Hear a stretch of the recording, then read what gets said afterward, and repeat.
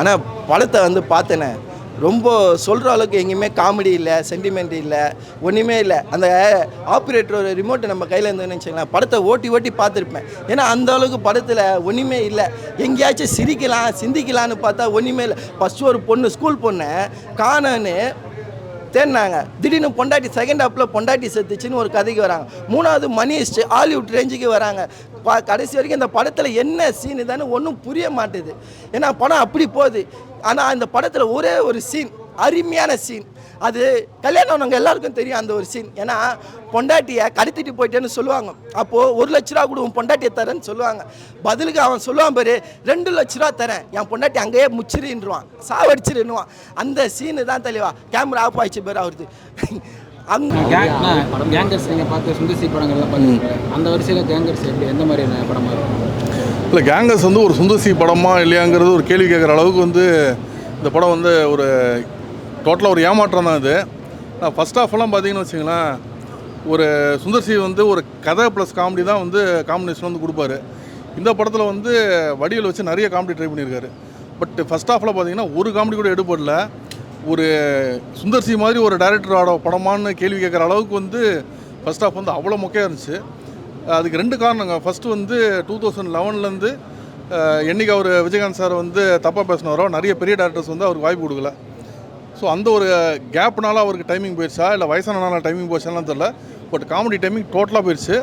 ரெண்டாவது வந்து அந்த டைமிங் போயிடுச்சு எதை சொல்கிறீங்க? அவர் வந்து ரியாக்ஷன் கொடுக்கல, பாடி லாங்குவேஜில் தப்பாக இருக்கா, என்ன காமெடியில் ரியாக்ஷன் அந்த டைமிங்கில் கொடுப்பார்ல, ஃபாஸ்ட்டாக திரும்புவார், அது வந்து ரொம்ப ஸ்லோவாக திரும்புகிறாரு. எந்த டைமிங்கில் அதை கொடுக்கணுமோ அதை தாண்டி கொடுக்குறாரு.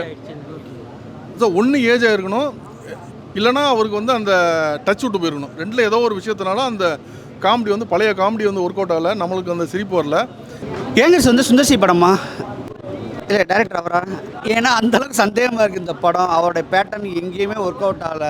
வழக்கம் போல் 3 ஹீரோயின், கலர்ஃபுல்லு, கிளாமரு, காமெடி, ஒரு ஒரு ஒட்டு மொத்தமாக பஞ்ச் ஆஃப் அந்த சீன்ஸ் எல்லாம் பார்த்தீங்கன்னா அப்படியே ரசிகமாக இருக்கும். அவரோட இதுன்னு கொட்டியிருப்பாங்க ஆர்டிஸ்ட்லாம். அது எல்லாமே இந்த படத்தில் மிஸ்ஸிங் தான் சொல்ல முடியும். இப்போ இருக்கிற பொண்டாட்டிங்க காய்கறி வேணும், தக்காளி வேணும், வெங்காயம் வேணும், நம்ம உயிரை எடுக்கிறாளுங்க. அதனால தான் அந்த சீன் எனக்கு ரொம்ப பிடிச்ச சீன். என் மனசில் இருக்கிற பாரத்தை இறக்கி வச்ச போல் இருக்குது. நம்ம சுந்தர்சி அண்ணெல்லாம் ஃபஸ்ட்டில் அந்த பேய் படத்தில் அருமையாக நடிச்சிருப்பாருண்ணா. இப்போ பார்த்தீங்கன்னா அவரோட நகைச்சுவை இது போல் ஆக்ஷன் சீனே அவருக்கு தேவையில்லை. அவர்லாம் வந்து பேய் படத்தோட காமெடியோட போயிடணே. இது போல் இதுக்குலாம் அவர் ஜேனருக்கு வரவே கூடாது. எடுத்தோன்னா 3 மினிட்ஸ்லேயே ஸ்டோரிக்குள்ளே போயிடுறாங்க. நல்ல ஸ்டோரியாக இருக்க போகுதுன்னு பார்த்தோன்னா மொக்கையான ஸ்டோரி வச்சு பண்ணியிருக்காங்க. வடிவேல் சாரை முழுக்க நம்பி அவருக்கு ஒரு 6-7 கெட்டப்பா போட்டு விட்டுட்டு காமெடி ஒர்க் அவுட் ஆகுன்னு சொன்னால், காமெடி வந்து என்ன சொல்கிறது, அவருக்கு டைமிங்கே போச்சு. வயசானதுனால என்ன மாத்திரல அந்த டைமிங்லாம் மிஸ் ஆச்சு. நம்மளுக்கு புரிஞ்சிருச்சு, அதுக்கு பின்னாடி தான் இவர் ரியாக்ஷனே கொடுக்குறாரு. அப்படிங்கும்போது எப்படி ஒர்க் அவுட் ஆகணும்? அவர் பட்டுன்னு செகண்ட் வந்து அவருடைய ரியாக்ஷன் பண்ணுவார். செகண்ட் வந்து பாடி லாங்குவேஜ் இந்த மாதிரிலாம் பண்ணின வடிவேல் சார் வந்து இதில் மிஸ்ஸிங்கு. இனிமேல் வந்து சுந்தர்சி சார் வந்து வடிவேலை தூக்கி போடுறது தான் நல்லதுன்னு நினைக்கிறேன். இன்னொன்று வந்து அந்த விஷயங்கள்லாம் பார்த்தீங்கன்னா சீன்ஸ் எல்லாமே வந்து கொஞ்சம் நிறைய பழைய படங்கள் ஞாபகப்படுத்துது. இது ஒரு காமெடி சீன் ஆரம்பிக்குதுன்னு வச்சிங்களேன், டக்குன்னு தலைநகரம் லைட்டாக வந்து எட்டி பார்க்குது, அருணாச்சலம் லைட்டாக எட்டி பார்க்குது, சுந்தர்சியும் வடிவேலும் சேர்ந்து ஒரே ஹீரோயின் பின்னாடி போகிற மாதிரி. ஸோ அந்த இடத்துல வந்து வடிவேல் அருணாச்சலம் வந்து ஞாபகம் வருது. பட் அதுக்கப்புறம் அந்த சீன் வந்து புதுசாக தான் இருக்குது. அந்த இடத்துல வந்து வடிவேலால் பழைய காமெடி வந்து கொடுக்க முடியாதனால நம்மளால் உட்காந்து படத்தை வந்து பார்க்க முடியல. வந்து வடிவேல் வச்சு ஒரு நல்ல காமெடி பண்ணலாம், வடிவேல் நம்பி எடுத்த மாதிரி இருக்குது அந்த கதை. ஸ்டோரியாக நல்லா 100% வடிவேலை நம்பி தான் எடுத்திருக்காரு. ஸ்டோரி வைஸ் படம் பெரிய ஸ்டோரிலாம் கிடையாது, ஃபுல் அண்ட் ஃபுல் வடிவேலை நம்பியிருக்காரு. செகண்ட் ஹாஃப் வந்து ஒரு தனி படம் மாட்டு நீங்கள் பார்த்தீங்கன்னா ஒரு ஆவரேஜான சுந்தர்சி படம் ஃபீல் கொடுத்துருது. இந்த ரொம்ப காம்பினேஷன்ஸ் எல்லாம் போயிட்டு அந்த சேஸ் மாதிரிலாம் பண்ணுவார்ல, ஸோ அந்த விஷயங்கள்லாம் செகண்ட் ஹாஃபில் பண்ணியிருக்காரு. அது நல்லா ரொம்ப சூப்பர்னு சொல்ல முடியாது, பட் நம்ம போர் அடிக்காது, ஒரு ஆவரேஜாக படம் மாதிரி இருக்குது. அதில் கூட பார்த்தீங்கன்னா சுந்தர்சி வர சீன்ஸை தாண்டி வடிவேல் தான் ஜாஸ்தி இந்த படத்தில் வர்றாரு. அந்தளவுக்கு வடிவேலுக்கு ஒரு இம்பார்ட்டன்ஸ் கொடுத்துருக்காரு. இப்போ அந்த ஒரு 100 கோடி அடிக்கிறது தான் செகண்ட் ஹாஃபில் கான்செப்ட்டு. அதுக்கு போய் நிறைய விஷயங்கள்லாம் பிளான் பண்ணி பண்ணுமா, அது கூட சுந்தர்சி போகாமல் நிறைய விஷயத்துக்கு வடிவேலை தனியாக அனுப்புகிறாரு. ஒரே ஒரு விஷயத்துக்கு தான் சுந்தர்சி போகிறாரு, அதில் வடிவேலை கூட கூப்பிட்டு போகிறாரு. ஸோ அந்தளவுக்கு வடிவேலுக்கு ஒரு இம்பார்ட்டன்ஸ் கொடுத்துருக்காங்க. செகண்ட் ஹாஃப்லலாம் ஏகப்பட்ட கெட்டப்ஸ் வடிவேல் வந்து போட்டு வேறு கெட்டப்பில் வராரு. ஏதாவது சிரிப்பு எல்லாம் அவர் நினப்பு தான் அது. ஒன்றுமே ஒர்க் அவுட் ஆகலை. இனிமேல் அவர் யோசிப்பார், என்னடா அது வழக்கம் போல் 5-6 கெட்டப் போட்டுட்டோம், காமெடிங்கிற பேரில் சுந்தர்சி சாரே வந்துட்டார். ஹை பாயிண்ட் வரலாம் காமெடிக்கு வந்து நம்ம தமிழ் சினிமாவில் வந்து வேறு லெவல் எல்லாம் பார்த்துருப்போம்ல. பக்கத்தில் கூட வரல. ஏன் நம்ம மதகதராஜா காமெடி கூட நம்ம பக்கத்திலே வரல. மதகதராஜெல்லாம் பார்த்தீங்கன்னு வச்சுக்கலாம் சூப்பராக இருக்கும். உண்மையிலே சொல்கிறேன், மனோபலா சீன்லாம் சாரா வந்து ஐயோ அவர் ஏன்டா இறந்தான்னு சொல்கிற அளவுக்கு வந்து அப்படி இருக்கும். அந்த காமெடி கூட இதில் ஒர்க் அவுட் ஆனது தான் பெரிய, ஒர்க் அவுட் ஆகாதது தான் மைனஸ் சொல்ல முடியும். கிளாமரும் தேவையில்ல அவர். ஆனால் அவரோட படத்தில் எல்லா படத்துலையும் கிளாமர் இருக்குண்ணே, அது கண்டிப்பாக இருக்குது. சுந்தர்சி அண்ணா படத்துக்கு வந்தீங்கன்னா கிளாமர் இருக்கும். ஏன்னா அது அவர் எப்படி தான் தேடி வைக்கிறாருன்னே தெரியல. அவர் படத்தில் கிளாமர் இருக்குது. ஆனால் இந்த படத்தில் கதை தான் இல்லை.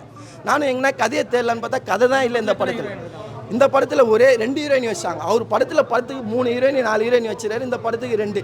நானும் என்னடா ஒன்று தான் இருக்கேன்னு பார்த்தேன். ஃப்ளாஷ்பேக்கில் 2வது 1 ஹீரோயின் வச்சாங்க. ஆனால் படத்தில் கதை தானே இல்லை. காமெடி வந்து நீங்கள் என்ஜாய் பண்ணல, ஆடியன்ஸ் யாருமே, அதாவது எனக்கு பர்சனலாக வந்து எனக்கு தெரியும் அந்த அளவுக்கு யாரும் என்ஜாய் பண்ணலன்னு தான் சொல்ல முடியும். எனக்கு வந்து மை பாயிண்ட் ஆஃப் வியூ வந்து படம் வந்து காமெடி எதுவும் ஒர்க் அவுட் ஆகலன்னு சொல்ல முடியும். ஸ்கிரிப்டாக வந்து நல்லா எழுதியிருக்கணும். ஒரு கேரக்டர் டிசைன் பண்ணும்போது நல்லா எழுதியிருக்கணும். அதெல்லாம் பண்ணாமல் ஒரு ரொம்ப யதார்த்தமாக நம்ம பண்ணுனா பார்த்துருவாங்க மாதிரி இருக்குது. இவங்க ப்ரிவியூ பார்க்கும்போதே தெரிஞ்சிருக்கும், ஐயோ எங்கேயோ மிஸ் ஆகுது, நம்ம அதுக்கு ஏற்ற மாதிரி ஒரு பேட்ச் ஒர்க் பண்ணி நல்லா பண்ணியிருக்கணும் அப்படின்னு நினச்சிருப்பாங்க.